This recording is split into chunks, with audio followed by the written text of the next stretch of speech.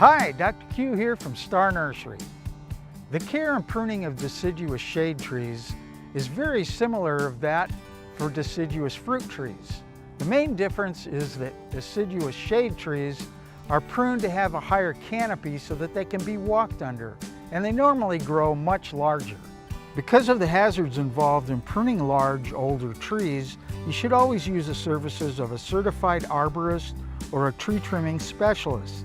So let's focus on the young trees.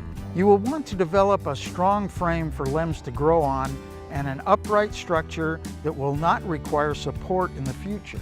The main limbs that make up the framework of trees are known as the scaffold branches. These should be aligned in the trunk in a manner of a spiral staircase. This helps to resist breaking from the wind or the weight of the branches.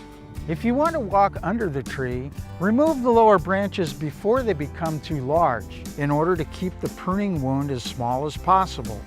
If you look closely at branches, you'll see a slight bulge that is just out from where it's attached to the main stem. This branch collar is where the cut should be located, leaving the smallest diameter wound possible without leaving a stub. The collar will then have the natural tendency to try to grow over the wound to protect it. Once a good framework has been established, the pruning is usually limited to what is known as maintenance pruning. This includes the removal of dead, broken, or diseased branches. It also involves the removal of branches that may be crossing or rubbing in the wind. Remove any branches that are crowded within the interior of the tree to open it up for less wind resistance and improve light penetration. Small sprouts known as suckers can develop at the base of trees. These should be removed when quite small, cutting them as close to the trunk as possible. Water sprouts can also develop higher up on the scaffold branches and should be removed.